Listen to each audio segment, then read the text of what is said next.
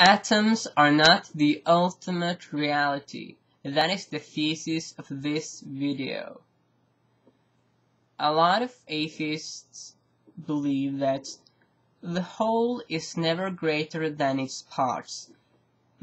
All atheists, to really be an atheist, has to believe that, because if not, then you have something greater than the physical phenomena in the universe.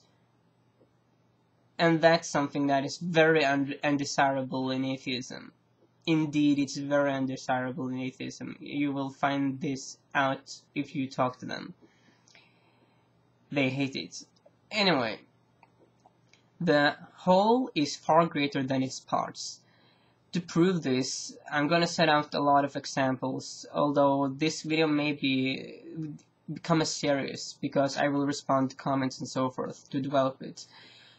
To take an example, to take a very good question, if you believe that the parts are never greater than the whole, how could the universe as it is ever come into being?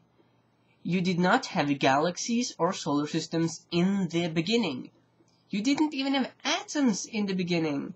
So you would probably agree that atoms are something greater and something very different and something higher in reality than the component parts of the atom. You know, you get into the, the protons, neutrons, electrons, and you can get even more detailed, but that would take a lot of time here. But you realize, in the Big Bang, in the beginning of the universe, you did not have atoms, you did not have any of the things we have now. So you only had parts. But before you even had parts, you didn't even have parts. You had parts of parts, and before that, you had nothing. So if the parts are not, there, how could you get anything? So it's kind of obvious that when the universe developed and you had atoms, and that further on you got molecules, and as time goes on you start to see the formation of galaxies and so forth. Of course you have nebulae, that's very important, as all of you know, and so forth. You have these things, though it's very obvious that these things are greater than its component parts. It's something different. It has a higher reality. It's something emergent, as the professionals call it. They talk about emergent phenomena. So in the beginning, you can say you have two realities. You have to be and not to be. Those are the parts you have in the beginning of the beginning. And these two parts, when they come together, they form a synthesis, which is becoming. So from the parts to be and not to be, you get becoming. This is a very famous example. And you would readily agree that becoming is something far greater than its parts. And this is something that you also can find in if you compare a solar system to an atom. The atom has its nucleus and the electrons swirling around it, and you have the solar system, which has its nucleus with planets swirling around it. You would readily agree that even though the solar system is composed of atoms, it goes to reason that it's something greater than atoms. It has a very much higher reality. It's something emergent. It's far greater than its parts. It's something very different than its parts. It's completely different than its parts. It has a completely different nature. You can see this if you study the human body. That's something a lot of doctors and microbiologists has found out, that you cannot explain the whole by only studying its parts.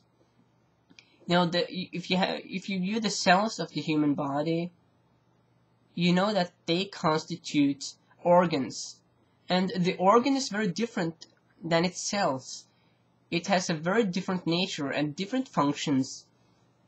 It's something different, very uniquely different, and an organ system is also very different than the organs composing it. And the human being in its totality, it's very different than its parts. There are no of its parts that has the same nature as the whole. Because the whole human being is a thinking, reasoning, talking, rationing, philosophizing human being, which is very different than its parts. It's a common saying. Molecules, they don't think about the mysteries of the universe. They don't. So it's very obvious that the higher up you go in nature, the more total and complete perspective you have of the universe, the higher a reality and the closer to the ultimate reality you will be able to face. You have to study the totality to understand what's going on and to get a grasp of the ultimate reality, being God. Because God is the ultimate reality there is. There is nothing higher than it. So I will respond to comments to this video, and my criterias are that you have some sense of logic beyond just knowing what a logical fallacy is. Further, I would also like to point out that all of the videos on this channel are made by different persons. They're made by different persons, and the video series may also be made by different persons. Although often we have the same person doing the same thing, same video, defending the same thesis. Though it's, I would like to point out this from the beginning here, not the beginning, but the end of the video. That is how this channel works. This is not a channel where you have one being who goes about doing the same thing and is just going to dispose itself to be lodged and to be enslaved by anything said by any others. So these videos, I'm not going to disclose what kind of audio altering technology that is used in these videos, because that is top secret, though it is complex.